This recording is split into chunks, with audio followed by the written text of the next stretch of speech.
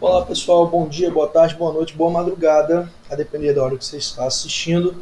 Mas de todo modo, vamos aí dando sequência no nosso estudo da disciplina de ética profissional. Na aula anterior nós tratamos ali da estrutura, né? Fizemos uma análise estrutural da OAB, vimos como se estrutura a OAB em âmbito federal, no âmbito estadual, vimos a questão da criação das subseções, caixações de advogados, enfim, fizemos uma análise de todas as regras referentes à estruturação do OAB. Fizemos ali uma abordagem histórica, né, de quando surgiu a OAB, enfim, e aí finalizamos tratando com vocês sobre os aspectos ali gerais relacionados à estrutura. Na aula de hoje eu vou tratar com vocês de um tema muito importante também, que certamente será cobrado no seu certame, no exame de ordem. Estamos falando do processo disciplinar, ok? Vamos falar sobre a forma em que se dá o processo na OAB.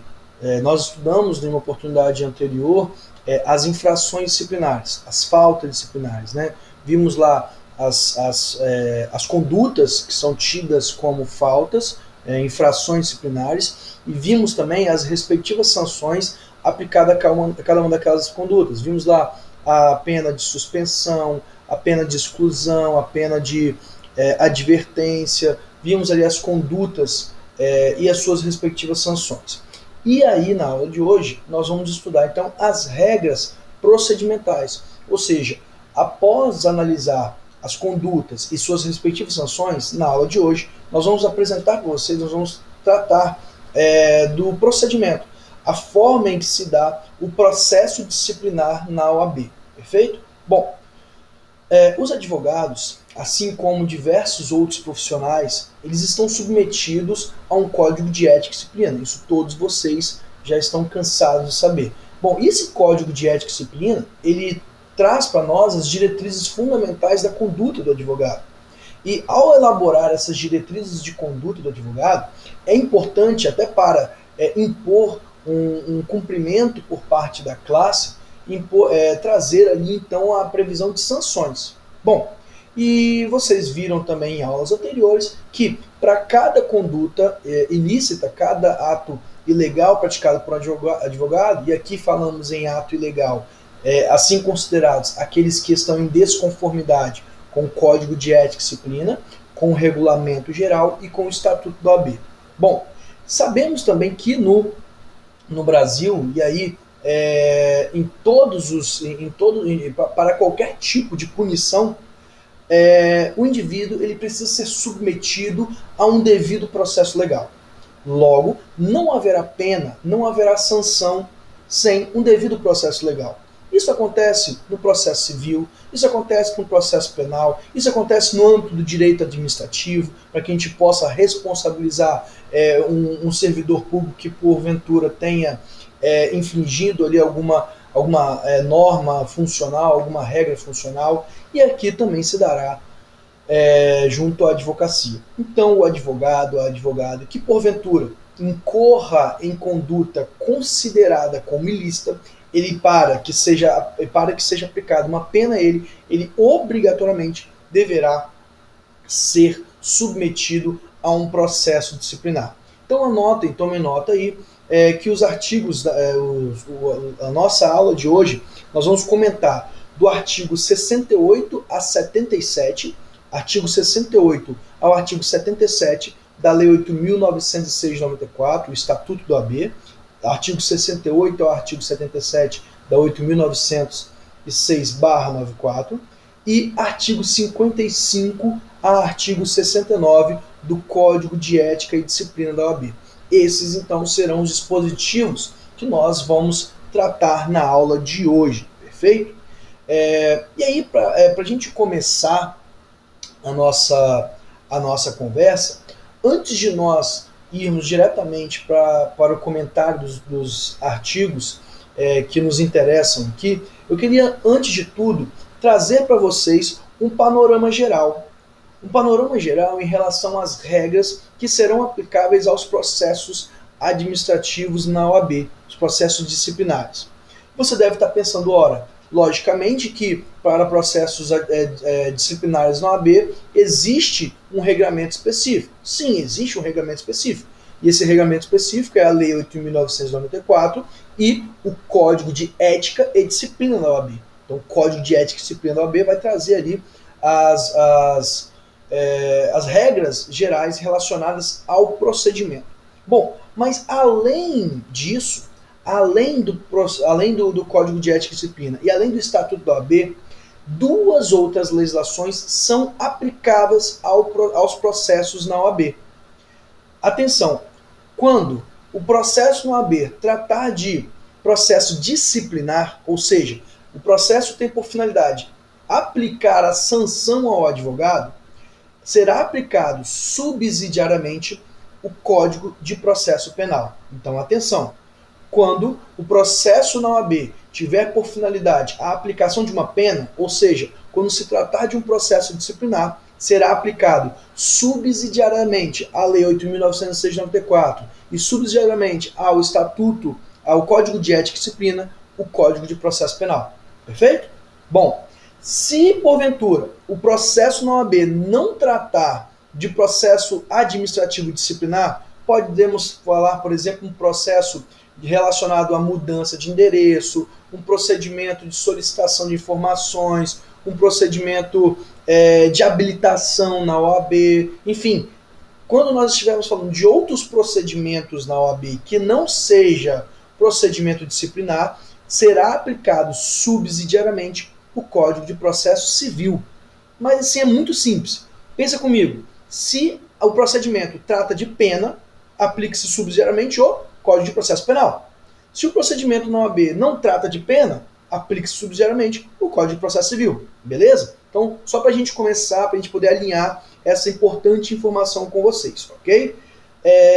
Bom, ainda importante mencionar aqui, fazendo um panorama geral, ok? Importante falar com vocês também a respeito da contagem dos prazos, ok? Lógico, pessoal, todo processo, o processo ele é o quê? É o conjunto de atos concatenados, ordenados, buscando um determinado fim. Então, o fim de todo o processo, logicamente, é resultar ali numa decisão. No processo judicial, o fim do processo é uma sentença. No procedimento administrativo, também nós vamos ter uma decisão. Ok? Então, aqui na OAB, o processo ele tem por finalidade alcançar uma decisão final. Uma decisão que vai responder, ou seja, essa decisão vai trazer a resposta a respeito de um fato que gerou o processo. Então, a gente tem o fato originário, aquilo que origina o processo, e ao final do processo, a gente tem o resultado dele, a decisão, nada mais é do que uma resposta àquilo que originou esse processo. Mas para que vocês possam entender melhor, logicamente todo o processo ele é um conjunto ordenado de atos. E a prática dos atos dentro de um processo, eles precisam estar em conformidade com a lei. Ou seja, esses procedimentos precisam atender ao critério da formalidade. Ou seja, um procedimento ele tem uma forma prevista em lei. Uma forma e um prazo previsto em lei, muito importante. Assim como nós temos no processo criminal, no processo civil, no processo tributário, nos processos administrativos, aqui no processo de responsabilização na OAB, de sanção na OAB, nós também temos prazos para cumprir determinados procedimentos. Perfeito? E aí, como que se dá, então, a contagem desses prazos? Pessoal, aqui a contagem se dá do mesmo modo como que se dá no processo civil, no processo criminal, ou seja, a contagem processual. Como que se dá, então, essa contagem de prazo processual? Simples. Nós, então, vamos excluir o dia de início e incluir o dia final. Então, vamos supor que a intimação do prazo, a intimação para praticar determinado ato dentro de um procedimento na OAB se deu hoje. Estou falando numa quarta-feira. Logo, se a intimação se consumou hoje, eu vou contar quinta, sexta. Ou seja, eu excluo o dia do início, ok? Eu excluo o primeiro dia e incluo no cômputo o último dia. do mesmo modo como vocês fazem as contagens no processo civil, no processo criminal. Perfeito? Então, é essa a forma de contagem dos prazos. Bom, além disso, pessoal, uma questão muito importante, nos processos da OAB, atenção, nos processos da OAB, nós temos a unificação dos prazos. Então, para simplificar para vocês, o prazo único de 15 dias. O único prazo existente no procedimento, nos processos da OAB, é de 15 dias. Então, atenção, prazo de 15 dias, contagem em prazo processual. Bom, uma outra questão importante é relacionada à contagem dos prazos. Eles se dão em dia útil ou dia corrido. Ou seja, no procedimento disciplinar da OAB, eu observo as contagens em dias corridos ou sigo a regra do Código de Processo Civil, onde a contagem se dá por dias úteis. Atenção! Antes do nosso Código de Processo Civil novo, de 2015, a contagem dos processos na OAB se dava da maneira em que se dava também a contagem nos processos anteriores, ou seja, em dias corridos. Ou seja, contava fim de semana e feriados, perfeito? Agora, pessoal, atenção, agora, em razão do Código de Processo Civil de 2015, a OAB, por meio do seu Conselho Federal, editou a resolução número 9 de 2016. O Conselho Federal, em razão do Código de Processo Civil de 2015, editou a resolução número 9, Resolução Federal número 9 de 2016. E essa resolução, de forma simples, ela dispõe então que a contagem dos prazos dos processos administrativos, sejam eles disciplinares ou não, na OAB, segue o prazo então de 15 dias, segue então a contagem em dias úteis. Portanto, prazo de 15 dias contado em dias úteis. A contagem se dá da mesma forma em que se dá o prazo processual, excluindo o dia de início e incluindo o dia final. Perfeito? Bom, além disso, ainda fazendo um panorama geral para vocês, como que se dá, como que se inicia o processo na OAB? O processo disciplinar, como que ele é iniciado? O processo na OAB ele pode ser iniciado de duas formas. Ele pode ser iniciado de ofício ou pode também ser iniciado por meio de representação. Então anotem aí, quais são as duas formas de início do processo disciplinar na OAB? Ele pode ser iniciado de ofício e pode ser iniciado através da representação, perfeito? E eu vou tratar mais à frente com vocês do modo então de instauração desse procedimento, mas só a título de exposição de uma perspectiva geral, saibam, portanto, que o Código de Ética e Disciplina da OAB e o Estatuto da OAB estabelecem que o início do procedimento disciplinar se dará por duas formas. Ele pode ser iniciado de ofício ou por meio de representação. Importantíssimo, essa representação ela tem uma formalidade prevista no Código de Ética e Disciplina. Ou seja, essa representação, para que seja aceita, ela precisa estar em conformidade com o Código de Ética e Disciplina. E atenção, a representação nunca poderá ser anônima. Então, é inadmissível o início de um procedimento administrativo disciplinar na OAB através de uma denúncia, de uma notificação anônima. Ok? Então, obrigatoriamente, essa representação deverá ter a identificação do indivíduo que está representando. Então, atenção, terá início poderá ser iniciada de ofício ou através de representação. Nunca a representação será anônima. Obrigatoriamente deverá ser identificado o representante. Perfeito? Seguindo aí a respeito fazendo ainda um panorama geral, o procedimento. Como que se dará então o procedimento dos processos disciplinares na OAB? Então o procedimento está previsto do artigo 72 ao artigo 74 da Lei 8.906 de 94. E também está previsto do artigo 51 a 61. Então, quando falarmos de procedimento, nós estaremos falando do artigo 72 a 74 da Lei 8.994 e dos artigos 51 a 61 do Código de Ética e Disciplina. Atenção, não deixem de ler esses artigos, tanto do Estatuto quanto do Código de Ética e Disciplina, porque eles são complementares. Eu preciso estudar o Estatuto da OAB, Lei 8.906 e o Código de Ética e Disciplina. Eles se complementam. Não basta o aluno ler a Lei 8.906 e ignorar o Código de Ética. O aluno precisa estar atento para a leitura conjugada desses dois regramentos, perfeito? Bom, vamos agora, pessoal, feito então esse panorama geral, feito esse panorama geral, nós vamos então tratar com vocês agora, tratar de comentar, certo?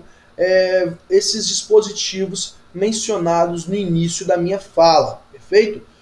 Bom, vamos começar então tratando pela Lei 8.906 de 94, falando sobre o processo disciplinar. O capítulo 2, né, do processo disciplinar, artigo 70 da Lei 8.906 de 94.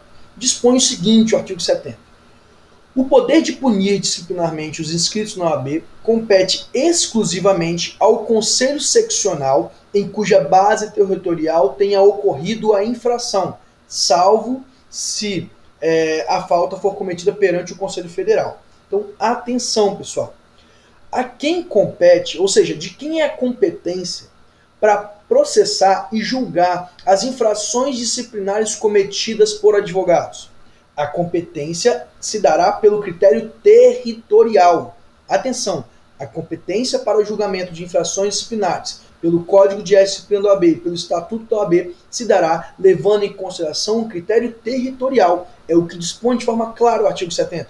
Ou seja, o advogado responderá ao processo disciplinar no Conselho Seccional, no Conselho Seccional em que ele cometeu a infração. Explico melhor. Por exemplo, eu sou advogado inscrito na OAB Espírito Santo. Perfeito? Vamos supor que eu pratique uma infração disciplinar no estado de São Paulo. Lá no estado de São Paulo eu vou responder perante o Conselho Seccional pela minha conduta. Depois de terminado o processo disciplinar lá em São Paulo, que é o Conselho Seccional competente para processar e julgar as infrações disciplinares, eles então encaminharão essa decisão para o meu Conselho Seccional. Para quê? Para que essa decisão fique averbada nos meus registros. Ou seja, aquela condenação minha ou aquela absolvição que seja no Conselho Seccional, no nosso exemplo aqui de São Paulo, será então informado, será notificado ao Conselho Seccional do domicílio laboral do advogado, ou seja, o domicílio em que ele trabalha, ok? Sua residência de trabalho, será então notificado ao Conselho Seccional para que possa ser feito o registro possa ser feita então a anotação dessa infração nos meus registros funcionais. Perfeito? Seguindo aí o parágrafo 1º do artigo 70, vai dizer o seguinte: cabe ao Tribunal de Ética e Disciplina do Conselho Seccional competente julgar os processos disciplinares instruídos pelas subseções ou por relatores do próprio Conselho. Então veja, cada Conselho Seccional tem um Tribunal de Ética e Disciplina. Ok? Mas pode acontecer de uma infração disciplinar ela ser apurada inicialmente pela subseção. Então imagine um advogado no município de Cariacica que comete uma infração disciplinar. Pode a subseção apurar preliminarmente esses fatos. Ou seja, pode a subseção receber uma representação contra um advogado que atua na comarca de Cariacica. A subseção fará a instrução prévia, ok? Fará então ali a apuração desses fatos, ok? E depois será encaminhado para o Tribunal de Ética e Disciplina do Conselho Seccional, para que o Tribunal de Ética e Disciplina julgue aquele caso. Perfeito? Seguindo, parágrafo 2º diz: a decisão condenatória irrecorrível deve ser imediatamente comunicada ao Conselho Seccional, onde o representado tem inscrição principal para constar dos seus respectivos assentamentos. Parágrafo 2º é aquilo que eu já informei quando da explicação do caput do artigo 70. Ou seja, aquele processo que eu respondi num outro Conselho Seccional, obrigatoriamente aquela decisão deverá ser informada ao Conselho Seccional em que eu tenho a minha inscrição principal, para que essa decisão fique registrada nos meus assentamentos, no meu registro como advogado. Perfeito?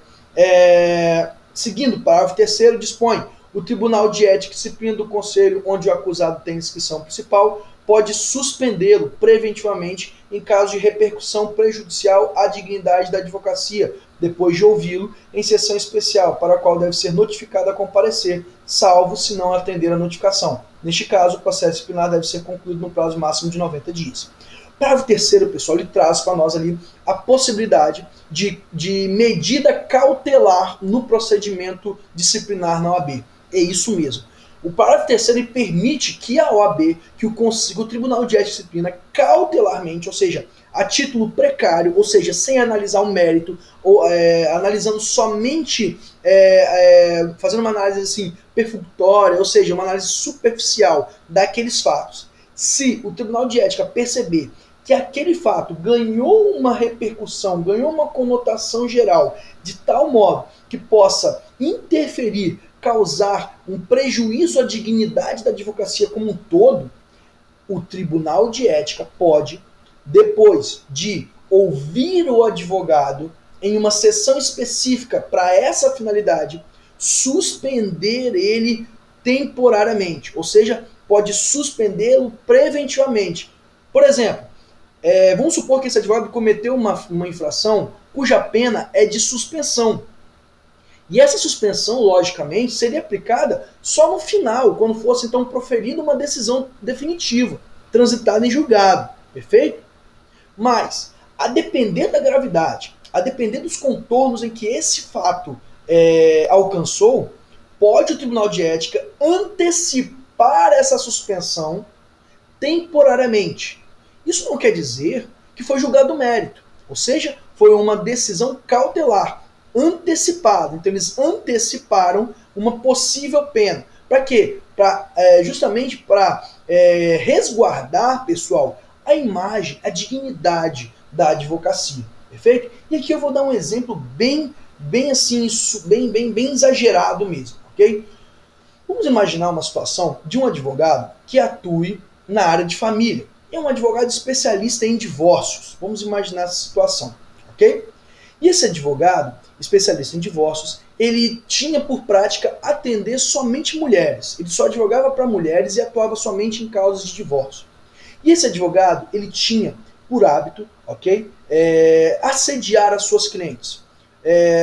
Propor a elas, ao invés de pagamento de honorários, que houvesse a troca do trabalho dele por satisfação sexual. Ou seja, ele oferecia às mulheres como proposta, ao invés delas pagarem honorários a ele, elas passarem a ter relações sexuais com esse advogado. Ou ele, de certo modo, abusasse das suas clientes no seu escritório, no seu gabinete de atendimento. E vamos supor que esse fato ganha repercussão geral em todo o noticiário. Imagine que o Espírito Santo inteiro isso vire várias testemunhas, várias vítimas começam a aparecer, começam então a vir na mídia, enfim, isso ganha uma repercussão tamanha que fica insuportável a permanência desse indivíduo nos quadros da OAB. Bom, veja, esse meu exemplo é um típico exemplo onde poderia o Tribunal de Ética e Disciplina suspender temporariamente, suspender preventivamente esse advogado, buscando o quê? Evitar que houvesse então uma mácula à dignidade da advocacia, porque esse fato absurdo ganhou contornos que extrapolam a relação ali existente entre advogado e conselho, então ganhou uma conotação pública, de modo então que a OAB precisa se posicionar para então proteger a imagem da classe da advocacia. Ok? Seguindo, agora vamos comentar o artigo 71 do Estatuto da OAB, Lei 8.906 de 94. O artigo 71 diz o seguinte: a jurisdição disciplinar não exclui a comum. E, quando o fato constituir crime ou contravenção, deve ser comunicado às autoridades competentes. Atenção, o advogado, ele responde civilmente, criminalmente e administrativamente por seus atos. Logo, se um advogado praticar um ato infracional de acordo com o Estatuto da OAB e que, ao mesmo tempo, cause prejuízos civis, esse advogado vai responder no processo ético disciplinar na OAB, será punido e, além disso, ele também poderá responder no âmbito civil. Lá no processo civil, no âmbito civil, o prejudicado, a vítima, certo? O seu cliente que foi ali lesado poderá ingressar em juízo para buscar a indenização por danos materiais, danos morais. Lembrando sempre que nesses casos de responsabilização civil, o advogado, o tipo de responsabilidade ela é subjetiva, ou seja, porque estamos falando de um profissional autônomo e não uma relação de consumo. Perfeito? Então atenção, o advogado responde civilmente e responde também administrativamente. Os danos causados ao cliente, ele responde na esfera civil e também responde perante o AB quando falamos em disciplina, processo disciplinar.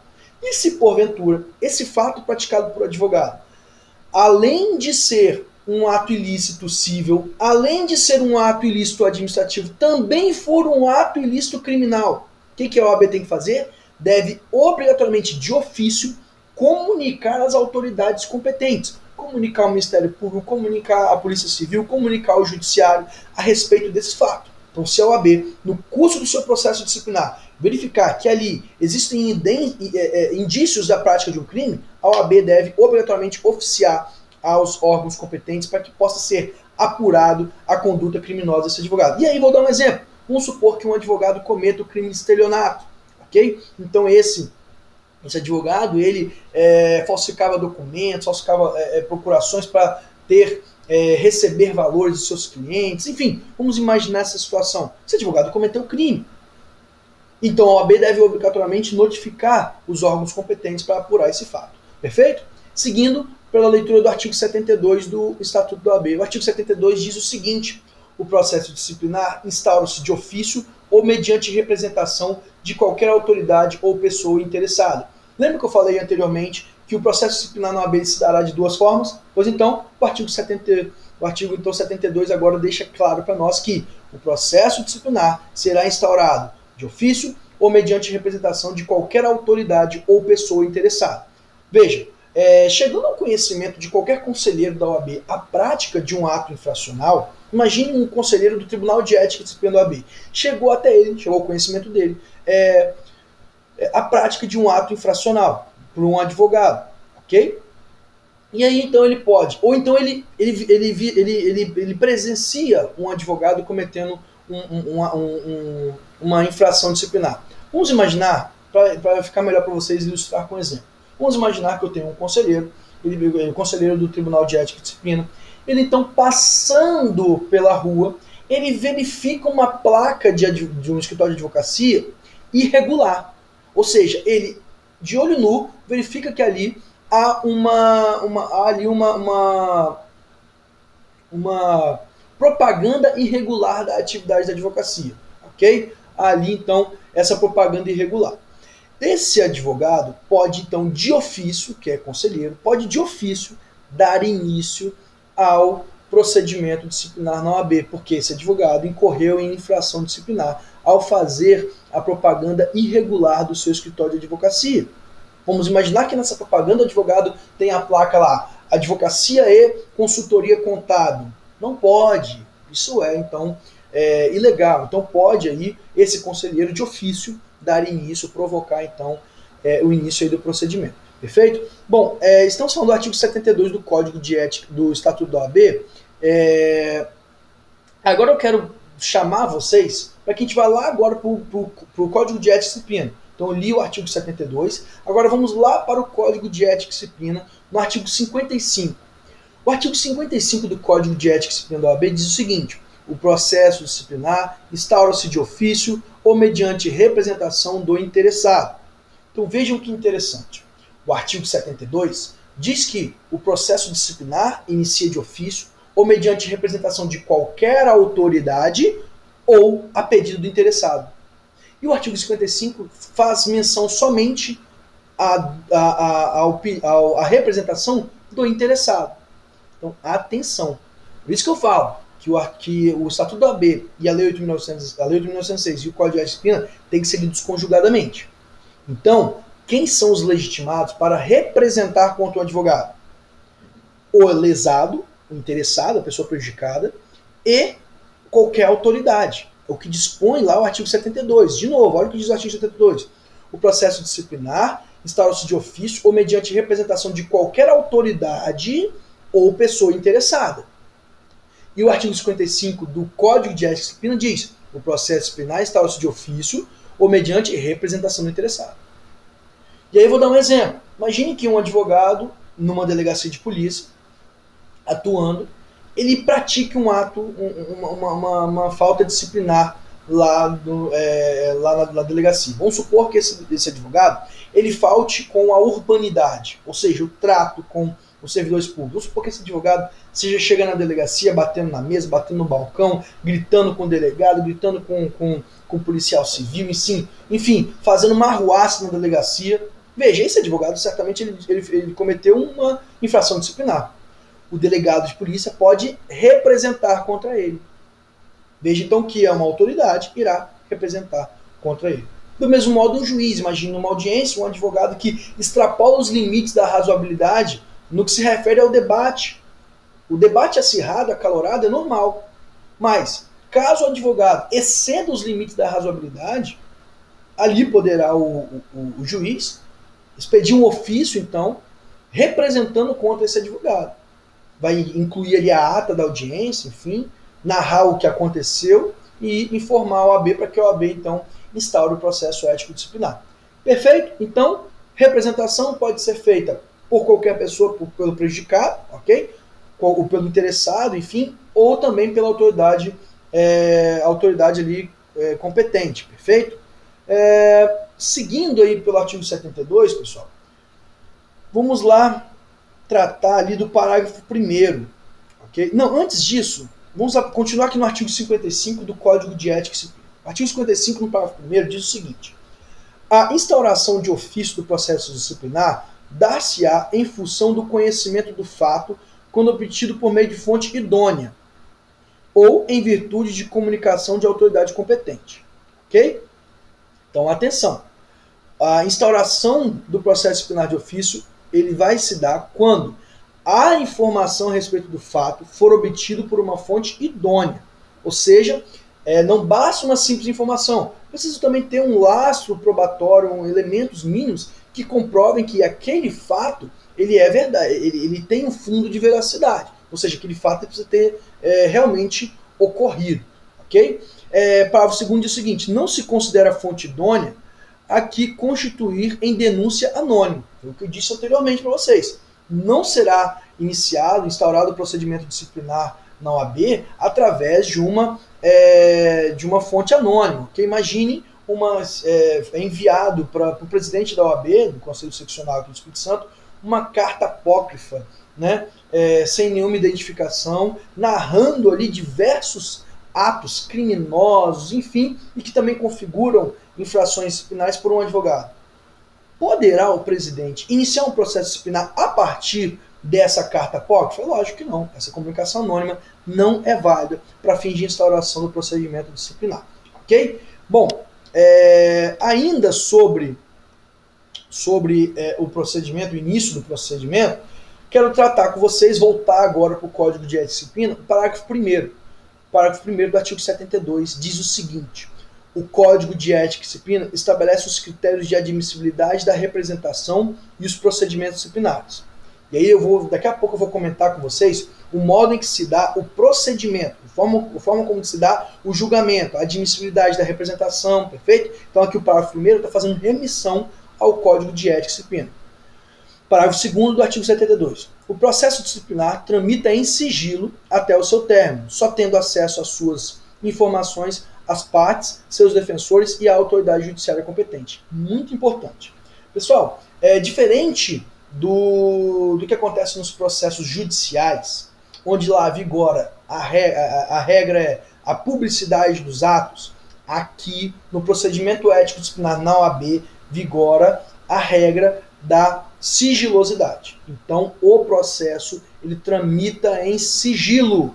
Ninguém externo pode ter conhecimento daquilo que se apura. E isso por uma razão muito importante: a proteção da imagem do advogado processado. Porque, logicamente, nós sabemos que vigora no nosso ordenamento o princípio da presunção de inocência. Esse advogado ele tem diversos clientes, ele tem uma rede de comunicação, uma rede de relações muito grande. Imagine a situação da exposição midiática, por exemplo, de um processo ético disciplinar. Essa exposição midiática indevida poderia sujar a imagem desse advogado. E mesmo que depois ele seja absolvido, a imagem dele já foi danificada. É por essa razão, então, que conserva-se a sigilosidade nos processos éticos disciplinar na OAB. Perfeito? Seguindo, vamos agora tratar, pessoal, da representação, então, para início do procedimento disciplinar. Vamos voltar para o Código de Ética e Disciplina, comentar com vocês o artigo 56. O artigo 56 do Código de Ética e Disciplina diz o seguinte: a representação será formulada ao presidente do Conselho Seccional ou ao presidente da subseção, por escrito ou verbalmente, devendo, neste último caso, ser reduzida a termo. Então, atenção, o artigo 56 diz que a representação ela vai ser endereçada, ou seja, ela vai ser formulada e endereçada ao presidente do Conselho Seccional, ou seja, ao presidente da OAB no estado do Conselho Seccional, ou ao Tribunal de Ética e Disciplina, ou ao presidente da subseção. Vamos imaginar, eu tenho a subseção, por exemplo, aí em Cariacica.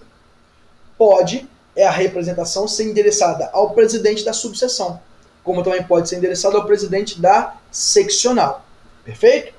Então, será endereçado ao presidente sempre. Então, atenção, o endereçamento, o recebimento da representação, ou seja, a admissibilidade dessa representação será feita pelo presidente, o recebimento será feito pelo presidente do Conselho Seccional ou da subseção. Okay? Então, a representação será formada ao presidente do Conselho Seccional ou da subseção por escrito, obrigatoriamente por escrito ou verbalmente. E se for feito verbalmente, deverá ser reduzido a termo, ou seja, vai precisar ser documentado de qualquer forma.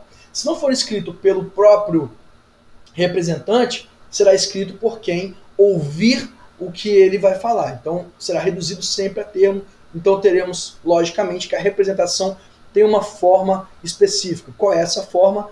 Documental. Então, atenção, a representação tem forma documental. Sempre será documentada, seja ela feita por escrito ou feita verbalmente, porque ela vai ter que ser reduzida a termo. Perfeito?